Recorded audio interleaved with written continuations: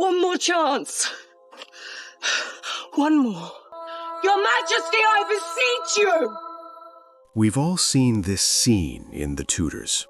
Anne Boleyn, terrified, clutching her little daughter Elizabeth in the garden at Greenwich Palace, while Henry VIII walks away from her.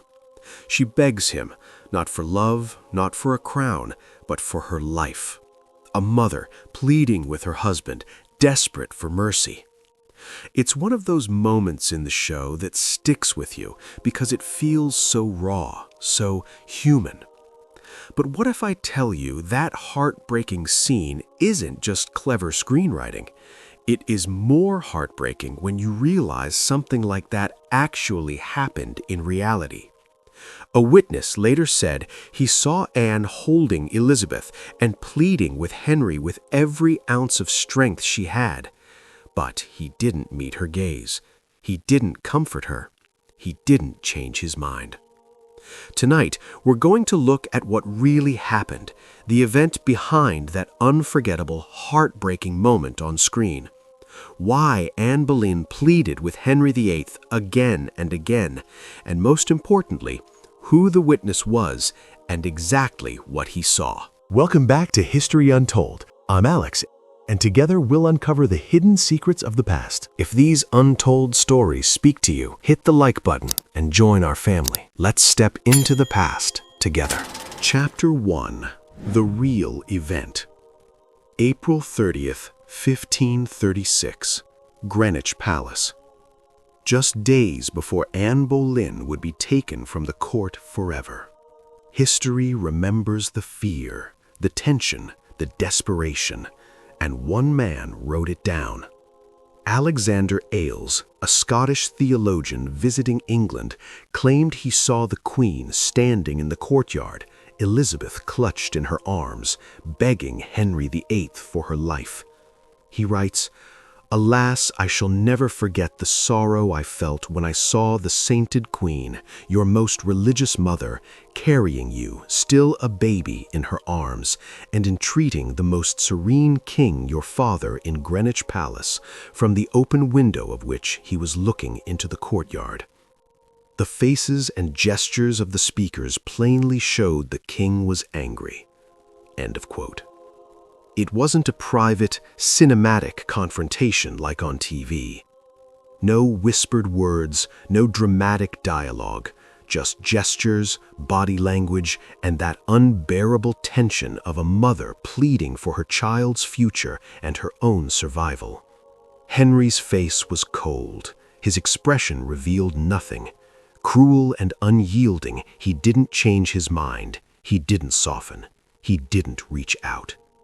We can't know exactly what Anne said. We can't know if Henry even listened.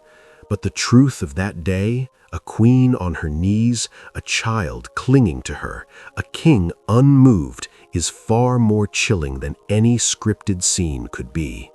This was real life, and it was devastating. Chapter 2. Who was watching? So who was this man who stood there and watched a queen fall apart? Alexander Ailes wasn't English. He wasn't a courtier with something to gain or lose.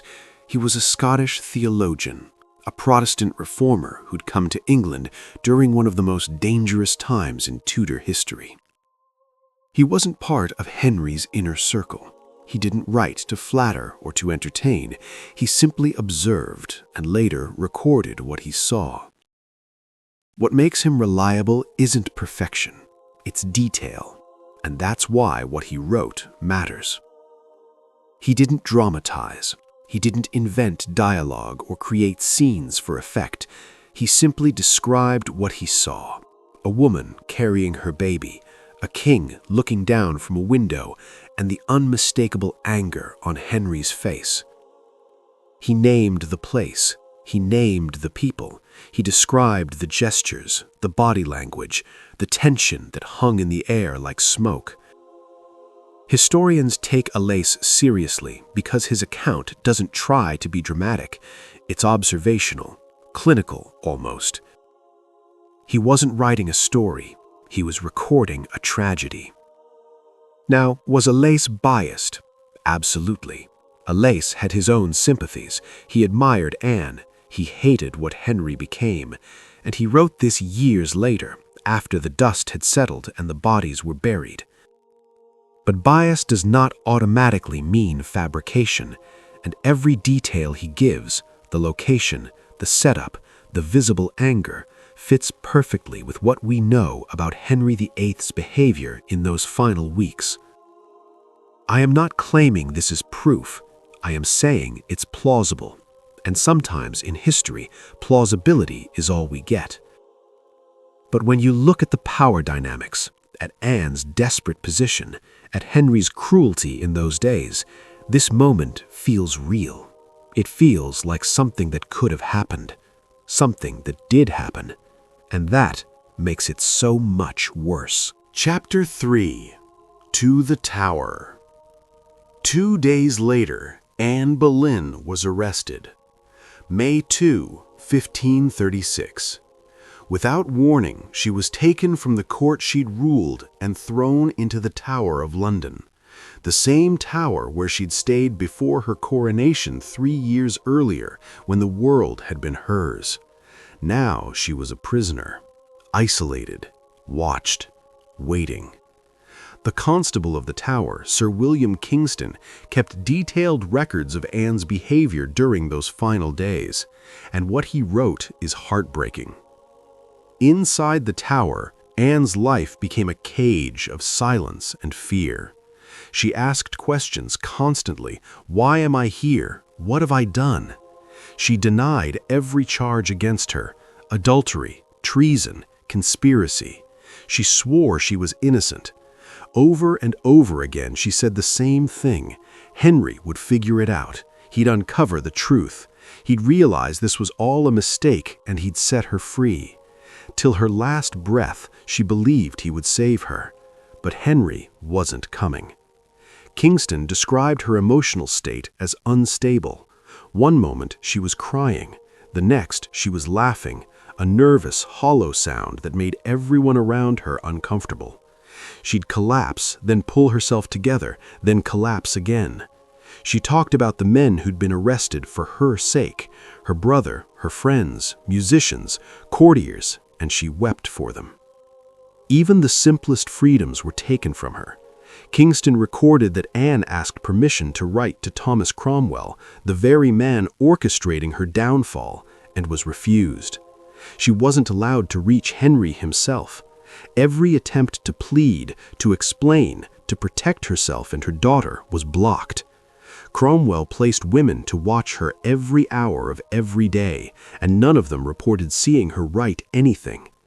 Anne Boleyn, one of the most powerful women in England, had been silenced. She had no voice left, no way to reach the man who held her life in his hands. And Henry? He said nothing. He did nothing. His silence was the cruelest answer of all. Chapter 4. The Silent Cry. Here's where the story takes a turn. While Anne sat in the tower, desperate to reach Henry, Thomas Cromwell made sure she couldn't. No letters, no messages, no pleas. He controlled everything. He decided what Henry saw and what he didn't. And Anne, she was cut off completely. She wanted to reach the king. She needed to reach him, but she couldn't even write. That's the tragedy. That's the injustice.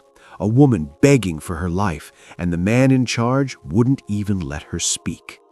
But here's the twist. Decades later, after Cromwell's own execution in 1540, something surfaced.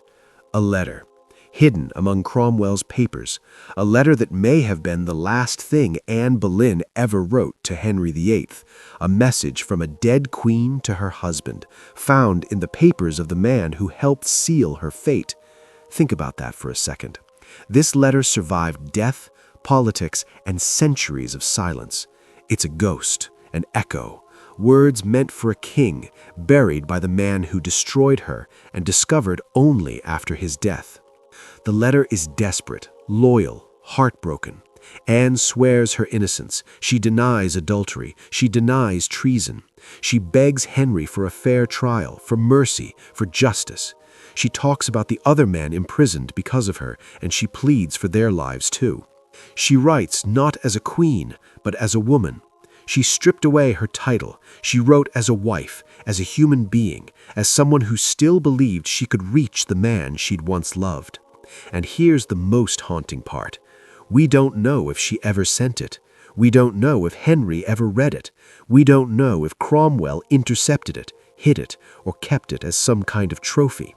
But the words are there, the desperation is there, and whether it reached Henry or not, this letter is the last trace of Anne Boleyn pleading to the king, a whisper from the Tower that survived centuries. Chapter 5. The Witness. After Cromwell died in 1540, a man named William Herbert claimed he had found it among Cromwell's papers. Why does he keep it hidden? Historians aren't sure. Some think Cromwell intercepted it, but the original is gone. What we have are copies. Multiple versions with slight differences. No handwriting to verify. The letter echoes exactly what Anne was fighting for in those final days. The desperation, the loyalty, the denial. It all matches what we know about her state of mind in the Tower. Kingston's letters describe a woman who believed Henry would save her. This letter reflects that same belief, the same hope, the same heartbreak. But this wasn't just about her. Above everything else, she's fighting for Elizabeth. And this desperation, this raw maternal panic, it didn't start in the Tower. It started days earlier, on April 30th, 1536, in front of witnesses. That was the moment this quiet, raw terror was first seen. A mother trying to protect her child, a queen confronting the king, and a child too young to understand, yet watching it all. April 30th, 1536 was a tense day at the English court. First, the king and queen's planned visit to Calais was cancelled, and arrangements were made for Henry to go alone. Then came the argument, an event witnessed by the Scottish theologian Alexander Ailes, who wrote to Elizabeth I on 1 September 1559. He writes, "Never shall I forget the sorrow which I felt when I saw the most serene queen, your most religious mother, carrying you, still a baby, in her arms, and entreating the most serene king, your father, in Greenwich Palace, from the open window of which he was looking into the courtyard, when she brought him to him. I did not perfectly understand what had been going on, but the faces and gestures of the speakers plainly showed that the king was angry, although he could conceal his anger wonderfully well. Yet from the protracted conference of the council, for whom the crowd was waiting until it was quite dark, expecting that they would return to London, it was most obvious to everyone that some deep and difficult question was being discussed." End of quote. But Henry didn't come down. He didn't reach for Elizabeth. He didn't say a word. Anne knew what that silence meant. She knew the game was over, but she kept trying anyway. She kept reaching out, because that's what mothers do when their children are in danger. They fight until there's nothing left to fight with. Ailes also noted protracted council meetings that day, and that it was most obvious to everyone that some deep and difficult question was being discussed. Meanwhile, Mark Smeaton, a musician Anne had recently scolded, was apprehended and taken to Cromwell's house for interrogation. The machinery of her downfall was already moving. This was Anne Boleyn at her most human, not as a historical icon, not as a dramatic character, but as a mother pleading for mercy, caught between the law, the king, and her own survival. Chapter 6. The Trauma. Anne wasn't asking for love. She wasn't asking to be queen again. She wasn't begging Henry to take her back or forgive her or restore her honor. She was asking for survival. And more than that, she was asking for Elizabeth's protection. That's what it was really about. Anne, holding her daughter, pleading with Henry to remember that this little girl was his child too. Whatever happened to Anne, Elizabeth was innocent. Elizabeth deserved a future. But Henry didn't respond. He did not soften. He didn't promise anything. His silence wasn't just cruelty, it was a strategy. This is the psychology of power, of control, of a marriage turned into a death sentence. In Tudor England, silence was power. A king who refused to respond had already passed judgment. A king who turned away in public was signaling to everyone watching, "This is over. She's done. There's nothing left to discuss." Anne understood that. That's why she kept trying. At Greenwich, in the letter, she kept reaching out because she knew once Henry stopped listening, it was finished. So she pleaded harder, refusing to let him ignore her. But Henry did ignore her. He looked down at his wife and daughter, and he felt nothing. Or maybe he felt everything, and that's why he had to turn away. Either way, the result was the same. Silence. Cold, calculated, final. Now think about Elizabeth. She was there for all of it. She was 2.5 years old. She could not fully understand words, but she felt the fear and despair. She absorbed the tension, the instability, and the danger.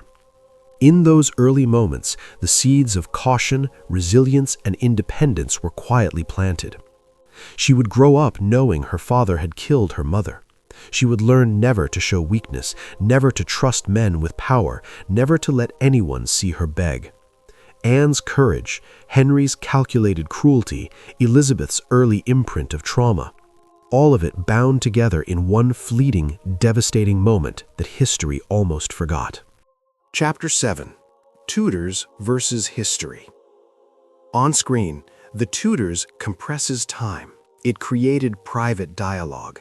It gave Anne clear emotional lines to say, and Henry clear, cold responses to give back. It made the scene intimate, cinematic, dramatic. Reality was messier. The event witnessed by Alexander Ailes was public. It was silent. It was full of gestures and glances and unspoken tension. Ailes didn't hear what Anne said. He didn't hear what Henry thought. We only know what a witness saw from a distance. The mother on her knees, the father refusing to engage, and the baby caught in the middle. The Tudors show didn't invent Anne's desperation. It just gave it a voice. The emotional truth is the same. This event and Anne's final letter echoes that same plea, that same desperation, that same refusal to give up. The show amplified, added dialogue, made it cinematic.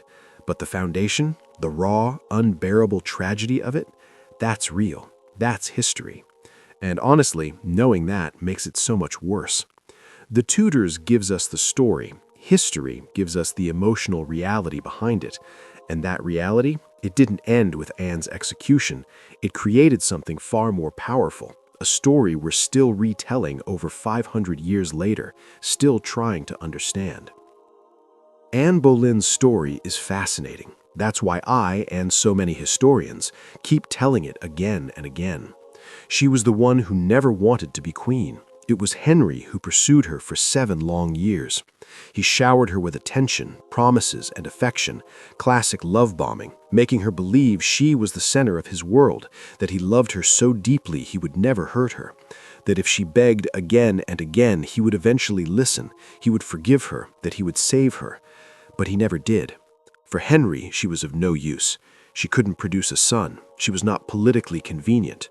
She always had her own opinion. In less than 3 years, the love that Henry had promised for 7 years was dead. But Anne's love, she waited for him until the sword sliced her beautiful neck, still hopeful that Henry would save her. Anne's execution was delayed 3 times, and every time she asks if Henry was testing her. Her eyes, until the very last moment, were searching for the man who had once promised to move heaven and earth for her, for the sake of their love, for the sake of their daughter. Anne Boleyn didn't just lose her crown, she lost her voice, she lost her hope, she lost her life. But centuries later, somehow, we can still hear her. We can still see her standing in that courtyard, holding her daughter, pleading with the man who claimed to love her with all his heart, only to betray her in the end when it mattered most. One more chance, one more. This scene is not entirely fiction. This is a quiet psychological tragedy witnessed by a child, recorded by a stranger, and echoed across centuries. The next time you watch The Tudors, remember that scene wasn't invented for drama. It was borrowed from history, and the real version was far worse. So let me ask you this. Have you ever been betrayed by someone who promised they loved you, only to walk away from you when you needed them most? That's what Anne Boleyn faced. Love, manipulation, and ultimate betrayal all in one. If you enjoyed this story, please hit that like button and subscribe. Your support helps me uncover more of these forgotten moments that deserve to be remembered. And if you want to see another shocking story from history, check out this video. Thanks for watching, and I'll see you in the next video.